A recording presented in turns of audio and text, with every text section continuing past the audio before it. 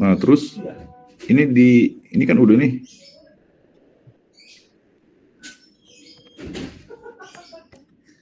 Nah, ini kelihatannya apa? Sudah di PPT, Pak. Hah? Sudah di PPT. Udah berarti, oke. Oke, baik.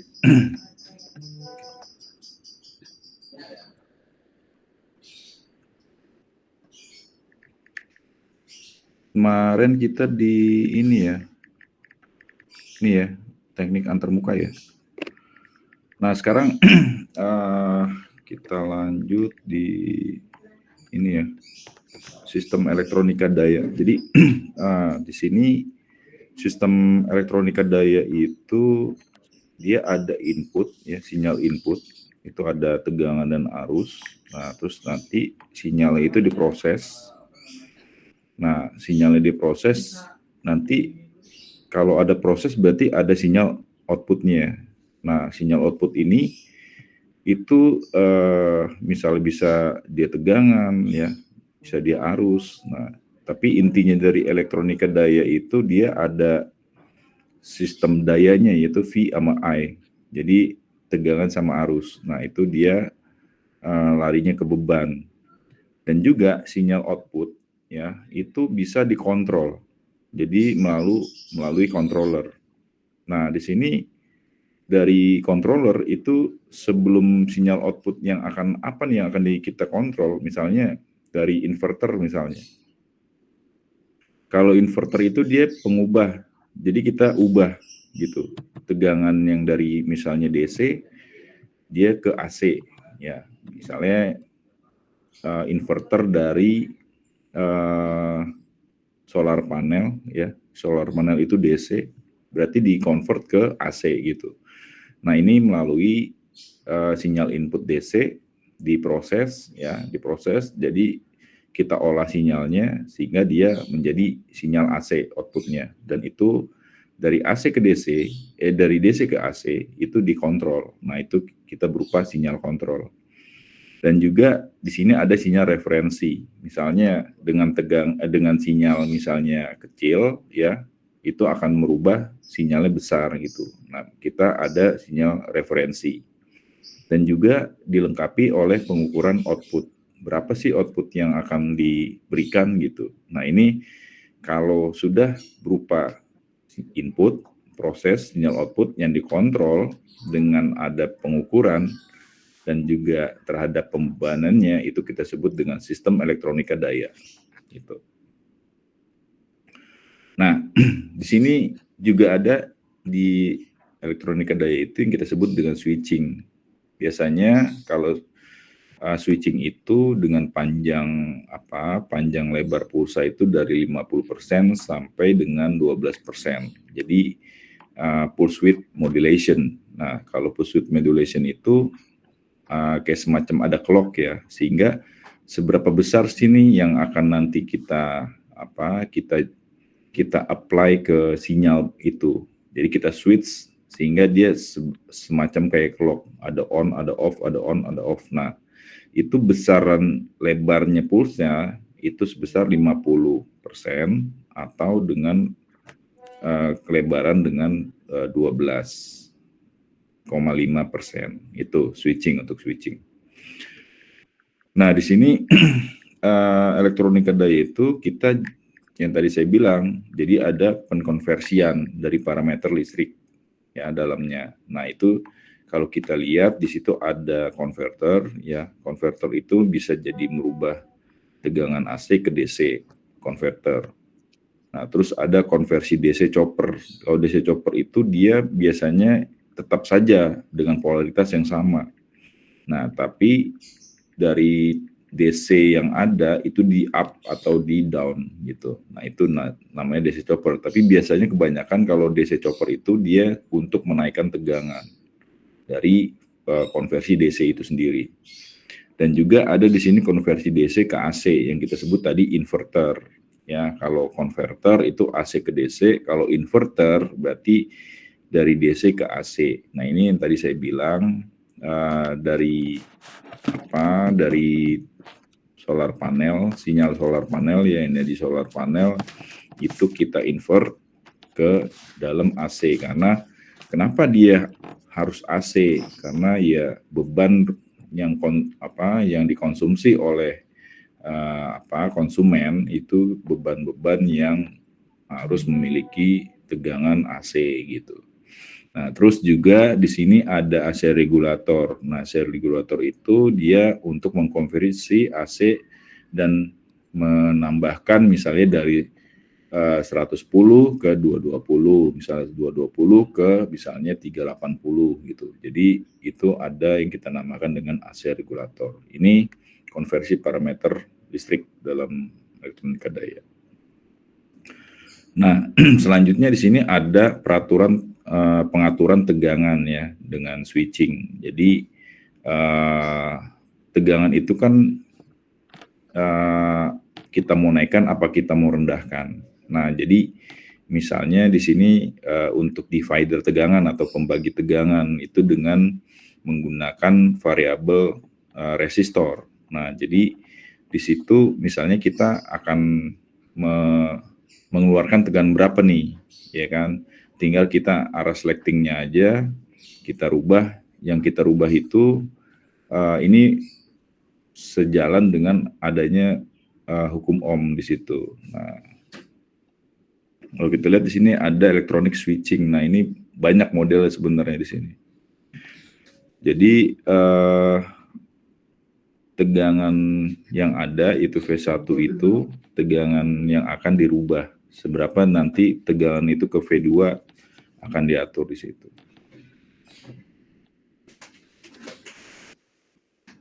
Tutup lagi Bang. Karakteristik dioda. Nah, di sini. Jadi kita sudah main di komponen elektronika daya ya. Di sini dioda ini juga salah satu bentuk penunjang dari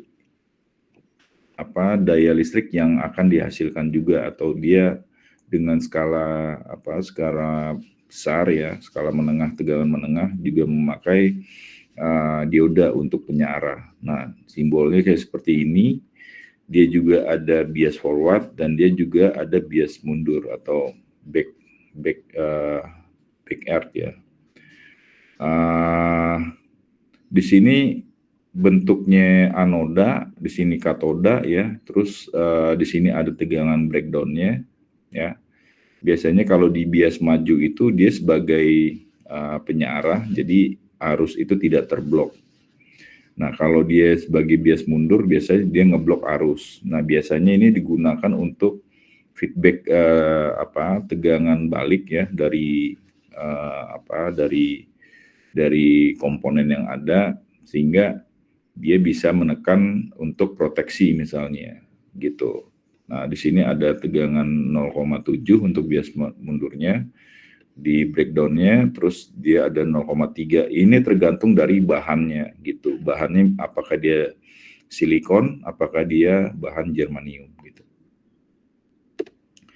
Nah, terus di sini ada dioda power bentuknya. Jadi dioda power itu bentuknya seperti ini ya, yang ada ulir, terus ada yang seperti biasa, terus ada yang langsung di konekkan ke misalnya ke ini ya, ke plat gitu.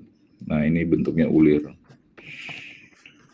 Nah, terus di sini transistor. Nah, jadi transistor itu ternyata penggabungan antara dua buah dioda. Jadi yang tengah itu kita namakan yaitu basis. Nah, dia ada bentuk simbol seperti ini ya, dari kolektor, basis, emitor. Nah, kalau kita lihat di sini dari transistor power ya, bentuknya seperti ini ya. Kalau ini kalau disebut di pasaran ini transistor jengkol. Nah, terus di sini ada bentuknya kayak semacam SCR yang jelas dia penggabungan antara dua buah dioda. Jadi kita lihat di sini ada kolektor, di sini ada emitter, di sini ada basis. Dan antara tegangan yang ada, misalnya kolektor dan emitter, itu kita sebut dengan VCE. Jadi pada saat basis ini tertrigger, ya, terus dia akan mengalirkan tegangan dari kolektor ke emitter. Nah, itu yang ini tipe PNP, NPN. Ya, dia ada dua jenis, ada PNP, ada NPN. Nah, di sini daerah kerja transistor, ya. Jadi pada saat misalnya di sini ada arus kolektor, nah dia ke ground. Nah, di sini ada arus basis. Nah, arus basis ini untuk men-trigger sebagaimana arus kolektor itu akan terjadi tegangan yang dilewatkan. Jadi melalui RC, ya, resistor kolektor, terus dia akan ke ground. Nah, jadi di sini kita prinsipkan itu kerja transistor itu sebagai berikut. Jadi arus kolektor itu sama dengan beta per IB. Jadi arus penguatan dari transistor yaitu dikali dengan arus basis. Nah, di sini jika arus basis 0, maka arus IC juga 0. Karena di sini tidak ada arus yang mengalir karena dia basisnya belum tertrigger. Oke, di sini juga ada ya beberapa pensaklaran ya, beberapa rumus ya. Jadi IB itu tegangan basis dikurang dengan tegangan kolektor emitter dibagi dengan RB. Jadi kita dapat IB. Nah, terus kalau kolektor juga VC dikurang VCE dibagi dengan RC. Nah, ini kalau kita lihat ini grafiknya, sehingga dia ada daerah jenuh ya di sini. Nah, terus dia di daerah aktif ya, dan juga di daerah saturasi. Jadi kalau udah saturasi berarti IB-nya itu kan selalu berubah. Nah, pada saat dia saturasi, maka IB akan bekerja sehingga tertriggerlah antara IC dan I kolektor ke pentanahan gitu. Oke, ini juga ya ada PPT terbalik ya. Jadi dia sebagai switching di sini. Pada saat di sini mati, nah itu dia IB-nya itu belum saturasi. Nah, pada saat dia saturasi, dia sebagai switching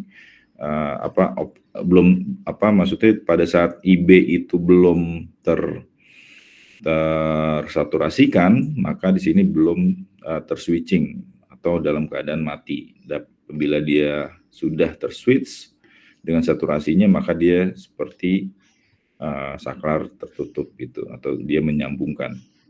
Ini analogi dari dari transistor tersebut. Nah, terus di sini ada FET. Jadi FET ini dia melalui tekanan dari efek medan. Nah, di sini ada source ya, di sini ada drain ya, dan di sini juga ada gate-nya ya. Jadi ini dibentuk oleh silicon oxide insulator, jadi dia ada insulasinya. Nah, di sini juga dia ada gate-nya yang dimana di situ dia ada notice channel-nya ya, dimana dia ada drain, ada gate, ada source. Jadi dia transistor efek ini dia melalui medan ya, atau ada medan efek medan magnetnya gitu. Nah, makanya di sini dia kita sebut dengan gain, di sini drain, di sini bentuknya dia source ya. Terus kalau source itu dia dari biasanya kita ambil itu dalam bentuk tegangan yang akan dilewati. Jadi dia tipenya ada tipenya ya. Di sini kebetulan di sini ada tipe positif ya, P-type namanya, silicon body-nya ini.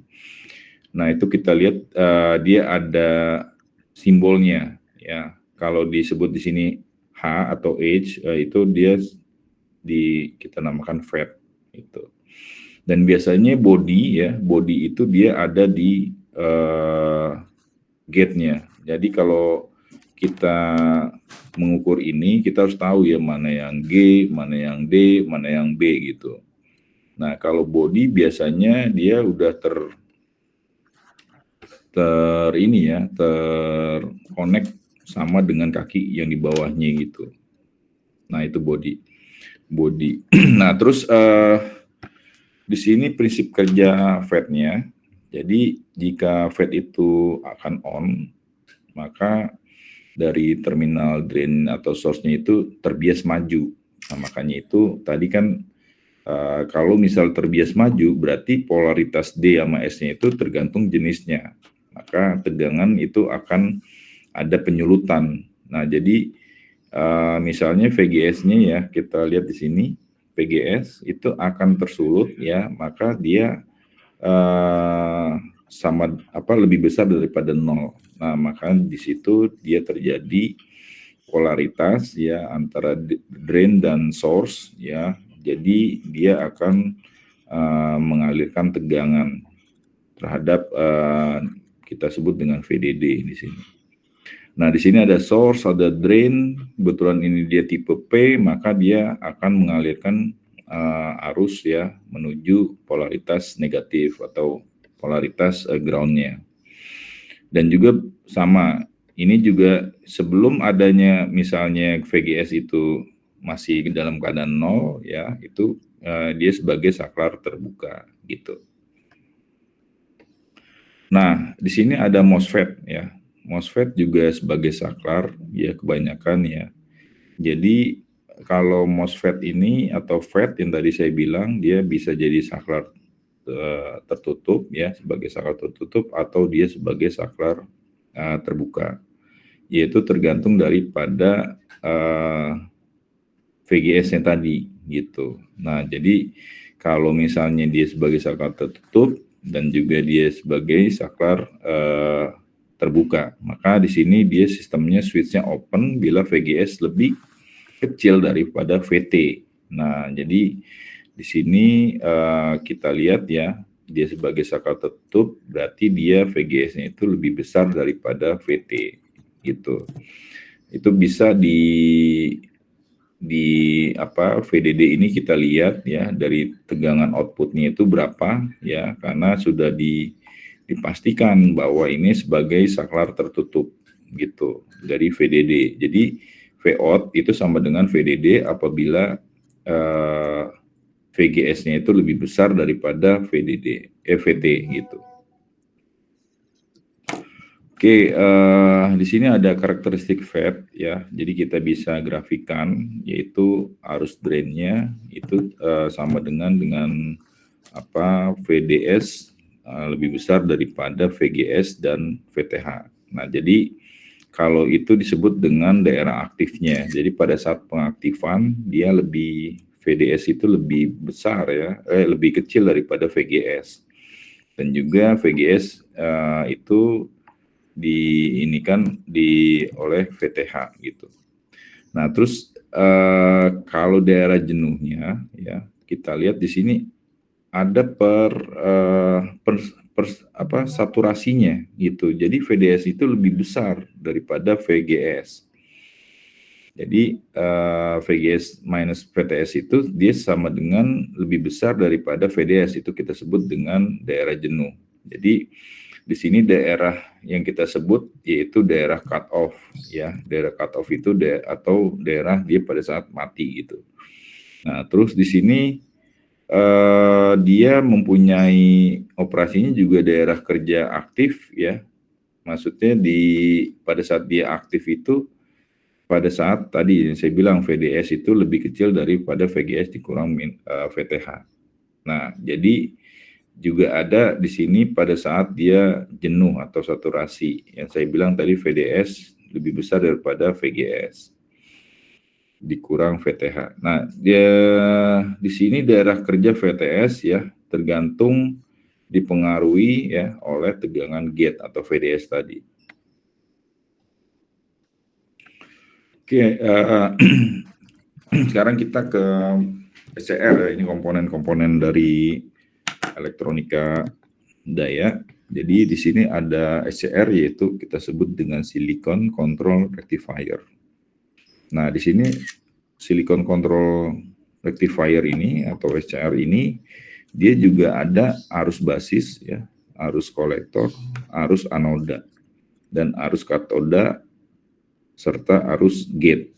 Nah, di sini kita lihat harus dia jadi, kalau kita lihat dia seperti penggabungan antara dua buah transistor. Ya, tadi kan kalau transistor itu penggabungan dari dioda. Nah, sekarang dia penggabungan di transistor. Nah, kalau kita lihat di sini, dia antara anoda dan katoda, ya, di sini ada gate-nya. Berarti arus yang akan mengalir, ya, IA misalnya, itu kalau dia mengalir berarti tipe N ketemu tipe N, tipe P ketemu tipe P ya, PN ini, dan dia terjadi P dan N. Jadi sama, positif negatif ya. Dia ke sini negatif ke negatif, di sini positif ke positif, sehingga dari anoda ke katoda bisa mengalirkan arus dari IA ke IK gitu. Dan juga kalau kita lihat ya secara ini ekivalen sirkuitnya, itu penggabungan antara tadi saya bilang dua buah transistor. Dari di sini gate-nya ya, di sini arus IB-nya. Nah, IB1, di sini arus IB2 ya.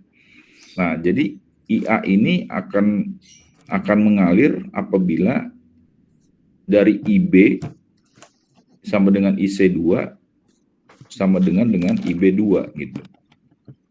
Jadi arus akan mengalir dari anoda ke katoda. Jadi arus anoda ya IA dan ke arus katoda. Dia mempunyai bentuk seperti ini ya, maksudnya dia ada mengukurnya, tapi dia ada triggernya. Kalau mengukur itu dia sebagai switching langsung di multitester ya, itu bisa kita pakai ohmmeter gitu. Nah, terus bentuknya juga ada ulir ya. Jadi kalau biasanya di industri itu yang seperti ini ya, yang ada ulir ini. Nah, karakteristiknya, jadi di sini ada forward on stage. Jadi dia ada sistemnya pada saat IG itu dibesarkan, maka atau dinolkan itu kita sebut dengan pengontrolan tegangan dari VH-nya gitu. Nah, kalau misalnya dia di sini basisnya masih terhadap arus anodanya terhadap dengan tegangan anoda katoda, maka dia akan di blocking, forward blocking. Nah, jadi arus itu tidak mengalir gitu. Nah, pada saat misalnya dia di IG sama dengan 0, maka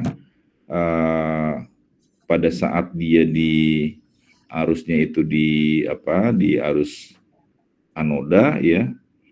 Nah, maka di situ dia akan menyearahkan ya, maksudnya dia akan dari forward on stage-nya. Nah, di sini ada namanya UJT, UJT ya, Uni Junction Transistor. Nah, ini aja komponen elektronika daya juga. Jadi dia punya kerja itu sama dengan transistor biasa gitu, kayak BJT, VET, terus SCR ya, terus triak ya. Nah, tapi dia mempunyai daerah kerja hambatan positif ya, terus daerah aktif dan daerah jenuh. Nah, di sini dia ada tegangan ya di daerah hambatan negatif, dan juga di sini ada daerah saturasi. Jadi dia bekerjanya itu sama ya seperti transistor biasa. Jadi E-nya ini sebagai basis gitu. Nah, jadi tegangan E-nya ini sebagai source atau sebagai gain ya, gain. Nah, di sini pada saat dia B2-nya itu akan mengalirkan arus, seberapa besar nih arus yang akan ngalir ke B1. Nah, itu tergantung dari kecocokan dari misalnya daerah hambatan itu negatif, daerah saturasinya gitu. Nah, biasanya daerah saturasinya itu plus sama dengan atau kurang lebih itu 3 volt. Nah, di sini ada diak. Nah, diak ini juga mempunyai karakteristik dia dari seperti dua buah teristor. Nah, biasanya itu dia dipengaruhi oleh suhu ya, jadi dihubungkan dengan bertolak belakang. Sehingga diak ini bisa kayak semacam bolak-balik ya. Jadi sehingga tegangan yang akan akan diaktifkan itu sebagai tegangan penyala namanya. Tegangan penyala ini dia antara VBO ya, yang di sini ya, dan VBO plus dan VBO negatif. Jadi karakteristiknya itu tegangan terhadap arus. Ya, itu biasa kita temui ya. Ini namanya diak. Jadi dia antara dua buah teristor gitu. Nah, teriak ini juga kita ketahui ya, di mana di situ untuk teriak ini dia membeli maju ya, panjar maju namanya. Terus dia tersulut dari IG-nya. Nah, IG ini dia seperti ground. Nah, jadi pada saat dia tersulut, dia hampir sama dengan SCR. Jadi dia akan meneruskan arus atau dia akan sebagai penyearah gitu. Oke, itu sementara ya komponen-komponen yang saya akan paparkan ya di perkuliahan hari ini. Nah, terus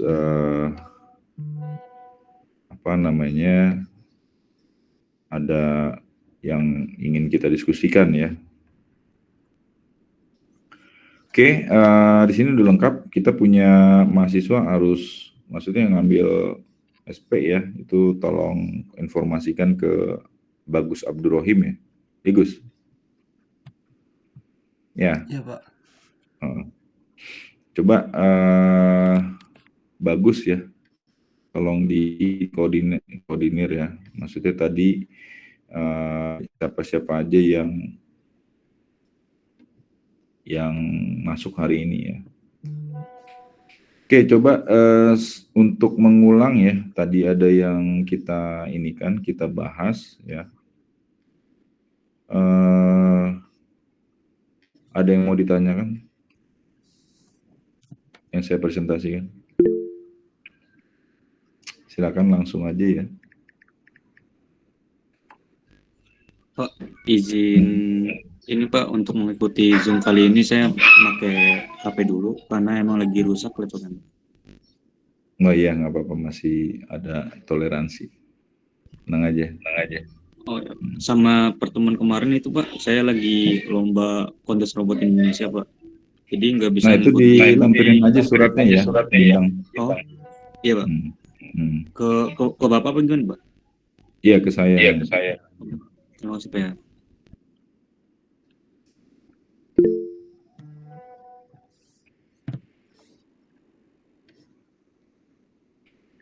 Oke, kalau nggak ada, saya akan kasih tugas ya. Jadi nanti sore jam 5. Jadi coba dicatat semuanya.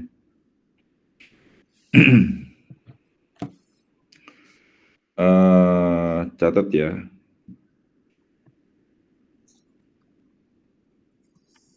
Apa yang disebut dengan insulated gate bipolar transistor? Coba ulangin Riko. Oke, coba Pak. ulangin. Tadi itu apa yang disebut dengan insulated ya kalau nggak salah. Terus bipolar, gate, dan satu lagi tuh bipolar. Suaranya. Ada satu lagi cuma kurang masuk Pak suaranya tadi. Oh, nggak masuk. Transistor terakhirnya.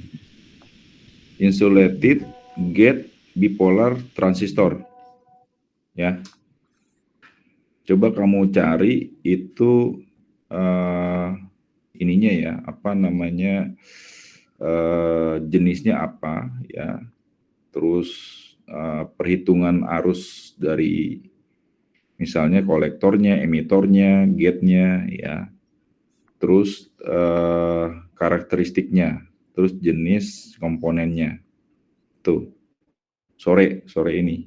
jam 5 ya. Jadi tadi yang disebut oleh Rico tadi ya, itu nama komponen sengaja saya tinggalkan karena ini buat tugas. Kamu harus detail tuh gambarnya, rangkaian ekuivalennya, bentuknya bentuknya komponen itu sendiri ya. Bentuknya kayak seperti apa sih? Gate-nya bagaimana sih? Terus kaki-kakinya apa aja sih gitu. Nah itu. Jadi insulated gate bipolar transistor itu sangat terkenal sekali di elektronika daya ya. Nah, makanya itu harus dicoba dibuat itu tugasnya nanti. Itu aja satu. Oke? Ya. Oke, sampai sini ada yang mau ditanyakan? Kalau nggak ada, nanti saya ada sidang nih, lagi lanjut izin, masih Pak. sidang, masih ada waktu jeda ya. Izin bertanya, Pak. Ya, nama. Untuk pengumpulannya ini di mana ya, Pak? Oh, bagus. No, ya Gus, gimana? Untuk pengumpulan tugasnya, Pak. Pengumpulan tugasnya kamu aja bikin G drive aja Gus, ke Agus ya. Jadi pakai kertas ditulis tangan ya. Baik, Pak. Pakai kertas A4, tulis tangan, terus nanti di scan. Saya mau tahu tulisan kalian tuh bagaimana gitu. Juga jangan main copy paste aja. Boleh kita lihat di reference, tinggal tulis tangan. Gitu. Ya, Ayuning Salsabila. Ngerti ya? Ngerti nggak? Iya, Pak. Ngerti, oke. Ini yang udah ini ya, ambil maksudnya yang ambil SP ini udah lengkap semua berarti ya? Ya Gus? Iya, sudah, Pak. Oke. Oriza mana Oriza? Coba. Saya, Pak. Oh. Gimana Oriza? Tanggapannya tugas, oke. Bisa? Bisa, Pak. Siapa nih? Yoma. Mana Yoma? Iya Pak, ada Pak. Wah, muka kamu gelap nih, kurangin lampunya, ya. Iya Pak. Gimana tadi tugas? Kesulitan nggak? Insya Allah bisa Pak. Insya Allah bisa ya. Siapa nih? Jaki? Iya Pak. Mana Jaki? Oh iya. Saya Pak. Lagi di planet Mars ya. Wah. Gimana Jaki? Tanggapannya? Oke, maksudnya ini tugasnya oke kan? Bisa? Oke Pak, Insya Allah. Saya. Bisa. Tolong ngerjain sendiri ya. Jangan ngeliat si Yoma tuh. Wis, enggak Pak. Oke, siapa nih? Terakhir ya saya bilang udah azan. Hadi Siswayu. Siswanto Pak. Siswayu. Gimana Di? Aman Pak, aman. Aman ya. Jadi banyak yang maksudnya ini general sekali nih tugasnya. Bisa kan Ji? Insya Allah bisa Pak. Bisa ya. Jangan ngeliat si Ayuning itu nanti. Ya, jangan sama. Oke, gitu aja. Kalau nggak ada pertanyaan, nanti kita lanjut besok ya. Jadi saya jam 5 saya tunggu dari Bagus yang akan menginfokan. Mungkin itu aja dulu dari saya. Saya akhiri, wabillahi taufiq wal hidayah. Wassalamualaikum warahmatullahi wabarakatuh. Waalaikumsalam.